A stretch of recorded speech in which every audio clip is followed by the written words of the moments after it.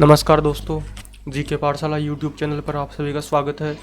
यह हमारे complete psychology video series का पार्ट 41 है।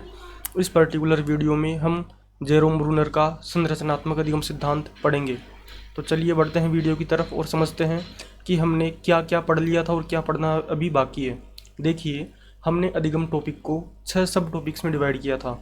अवधारणा, अधिगम के सिद्धांत, अधिगम स्थानांतरण, अधिगम वक्र, अधिगम वैकल्य और अवधारणा मानचित्र। यानी कि इन 6 सब टॉपिक्स को पढ़ने से पूरा अधिगम टॉपिक क्लियर हो जाना चाहिए अपना। हमने अवधारणा के अंतर्गत सबसे पहले अधिगम के अर्थ, सोपान, अधिगम की परिभाषाएं, विशेषताएं और अधिगम को प्रभावित करने वाले फैक्टर्स की चर्चा की थी। फिर हमने अधिगम के सिद्धांतों को प्रारंभ किया था। अधिगम के सिद्धांतों को हमने मुख्यतः मनोवैज्ञानिक 4 विचारधाराओं के अंतर्गत बांटा था। सबसे पहले व्यवहारवादी अधिगम सिद्धांत, जो हमने कंप्लीट पढ़ लिए। फिर हमने प्रारंभ किए थे संज्ञानवादी अधिगम सिद्धांत, जो हमने कंप्लीट पढ़ लिए। अब हमारे नेक्स्ट सिद्धांत है आधुनिक संज्ञानवादी अधिगम सिद्धांत, जिसके अंतर्गत पहले हम पढ़ेंगे जेरोम ब्रूनर का संरचनात्मक अधिगम सिद्धांत, जो इस वीडियो में हम कवर करने वाले हैं। और इसके बाद में हम पढ़ने वाले हैं मानवतावादी अधिगम सिद्धांतों को। तो चलिए बढ़ते हैं इस वीडियो में और समझते हैं जेरोम ब्रूनर का संरचनात्मक अधिगम सिद्धांत। देखिए, संरचनात्मक अधिगम सिद्धांत यानी कि यह अधिगम सिद्धांत जो है वह पाठ्य सामग्री की संरचना को समझने पर जोर देगा। यानी कि यदि हमें अच्छे से अर्थ ग्रहण करना है, अधिगम करना है, तो हमें जो पाठ्य सामग्री है, पाठ्य वस्तु है, उसकी मूल संरचना को जानना होगा, यह सिद्धांत कहता है। देखिए, संरचनात्मक अधिगम सिद्धांत के प्रवर्तक कौन है? Jerome Bruner. अब इसी सिद्धांत का एक अन्य नाम भी है निर्मितवाद अधिगम सिद्धांत।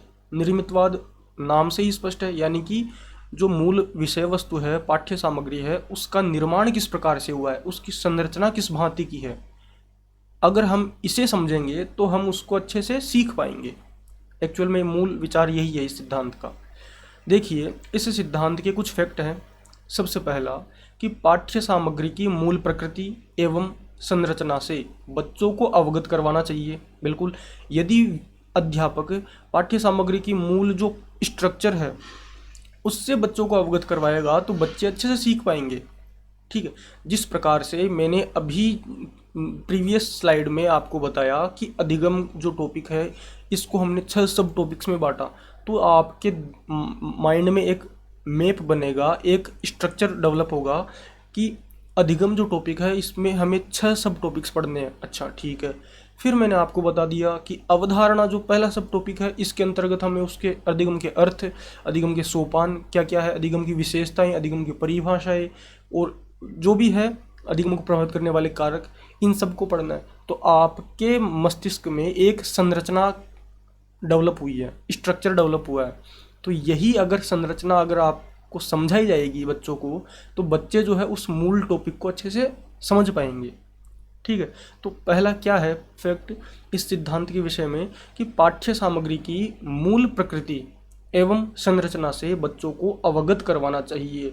इस पूरे सिद्धांत की ये एक ही लाइन है जिससे आप समझ सकते हैं कि बच्चों को विषय वस्तु की मूल संरचना से अवगत करवाना चाहिए। ठीक है, तभी तो इस सिद्धांत का नाम संरचनात्मक अधिगम सिद्धांत है। ठीक है, अब देखिए अगला है कि इसमें बच्चों को समूह में बैठाकर समस्या दी जाती है और बच्चे जो है उस समस्या को जो है उस समस्या का समाधान ढूंढते हैं। ठीक है, फिर है कि निर्मितवाद जो ये उपागम है, इसमें शिक्षक की भूमिका पथ प्रदर्शक एवं निर्देशक की होती है। बच्चे जो है समूह में बैठेंगे, बच्चों को समस्या दी जाएगी और बच्चे जो है आपस में उस समस्या का समाधान ढूंढेंगे, समाधान करेंगे। ठीक है, और शिक्षक क्या करेगा? उनका मार्गदर्शन करेगा। ठीक है, अब चलिए समझते हैं कि संरचनात्मक अधिगम सिद्धांत है, इसमें अधिगम की कितनी अवस्थाएं बताई गई हैं। ठीक है, तो इस सिद्धांत के अंतर्गत अधिगम की 3 अवस्थाओं का उल्लेख है। पहली है विधि निर्माण आधारित अवस्था। पहले हम जो है इन तीनों के नाम देखेंगे, फिर इनके विषय में क्या है वो देख लेंगे। पहली है विधि निर्माण आधारित अवस्था। यह अवस्था होती है जन्म से लेकर 2 वर्ष तक। ठीक है, और इसे इंग्लिश में कहते हैं इनेक्टिव स्टेज। इंग्लिश का नाम काफ़ी फेमस होता है तो इसीलिए मैंने यह साथ में लिख दिया इसमें। तो विधि निर्माण आधारित अवस्था 0 से 2 वर्ष, इनएक्टिव स्टेज इंग्लिश में कहेंगे। दूसरी अवस्था का नाम है प्रतिभा आधारित अधिगम अवस्था 3 से 12 वर्ष, और इसे कहेंगे इंग्लिश में आइकॉनिक स्टेज। तीसरी और अंतिम अधिगम की अवस्था है चिन्ह आधारित अधिगम अवस्था। यह होती है 12 वर्ष के पश्चात, और इसे इंग्लिश में कहेंगे सिंबॉलिक स्टेज। अब हमने अधिगम की ये तीनों अवस्थाएं देखी। अब इन अवस्थाओं के अंतर्गत है क्या वो देखते हैं। पहली है विधि निर्माण आधारित अवस्था। इसमें बच्चा ज्ञानेंद्रियों एवं शारीरिक क्रियाओं से सीखता है। आप जो है अधिगम का जो ये सिद्धांत देख रहे हैं, संरचनात्मक अधिगम सिद्धांत, तो इस टॉपिक को कोरिलेट कीजिए संज्ञानात्मक अधिगम सिद्धांत से। यानी कि हमने बाल विकास के जितने भी टॉपिक पढ़े थे उनसे कोरिलेट करते हुए चलिए, क्योंकि आप देखेंगे कि हमने संज्ञानात्मक विकास सिद्धांत पढ़ा था, उसमें 0 से 2 वर्ष, ठीक है, 0 से 2 वर्ष जो संवेदीपेशी अवस्था थी, उसमें भी तो यही था कि बच्चा जो है अपनी ज्ञानेंद्रियों के माध्यम से सीखेगा, अपने शारीरिक क्रियाकलापों के माध्यम से सीखेगा। तो वही एज इट इज़ चीज़ यहाँ पे है कि 0 से 2 वर्ष इन्होंने कहा इनएक्टिव स्टेज। इसमें इन्होंने बताया कि बच्चा ज्ञानेंद्रियों एवं शारीरिक क्रियाओं से सीखता है, और यही सेम चीज़ जीन पियाजे जी ने बताई थी। ठीक है, तो आपस में जो है कोरिलेट करते हुए सीखेंगे ताकि अच्छे से अर्थ ग्रहण हो। दूसरी है प्रतिमा आधारित अधिगम अवस्था। प्रतिमा आधारित अधिगम अवस्था है, ये जो है 3 से 12 वर्ष है, यानी कि इसमें पूर्व बाल्यावस्था और बाल्यावस्था को इंक्लूड कर दिया इन्होंने। ठीक है, और इसे आइकॉनिक स्टेज इंग्लिश में कहा है। इसमें क्या होता है कि बच्चा जो है मूर्त प्रत्यक्षीकरण के द्वारा सीखता है, और जो संज्ञानात्मक अधिगम सिद्धांत है जीन पियाजे जी का, उसको भी हम देखें तो इसी अवस्था के अंतर्गत बच्चा जो है वो मूर्त वस्तुओं के द्वारा ही सीखेगा। ठीक है, तीसरी है चिन्ह आधारित अधिगम अवस्था 12 वर्ष प्लस, ठीक है, 12 वर्ष के पश्चात। और उधर संज्ञानात्मक अवस्था देखें तो उसमें औपचारिक संक्रियात्मक अवस्था का नाम दिया उन्होंने जीन पियाजे जी ने, और जीन पियाजे जी ने भी यही बताया कि बच्चा जो है अमूर्त चिंतन करने लगेगा, ठीक है, तार्किक चिंतन करने लगेगा, और अमूर्त संप्रत्ययों के आधार पर सीखना प्रारंभ करेगा। तो अमूर्त संप्रत्यय कौन से हैं? यही तो है सिंबल्स वगैरह।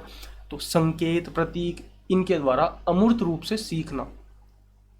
ठीक है, तो कुल मिलाकर हमने अधिगम की अवस्थाएं देखी 3 और इनके विषय में जाना। तो यही था आज का जेरोम ब्रूनर का संरचनात्मक अधिगम सिद्धांत, जिसके अंतर्गत जेरोम ब्रूनर ने बच्चे को पाठ्य सामग्री की मूल संरचना से अवगत करवाने पर जोर दिया है। ठीक है, आई होप आपको ये वीडियो अच्छा लगा होगा। वीडियो अच्छा लगा है तो वीडियो को लाइक एंड शेयर कीजिए।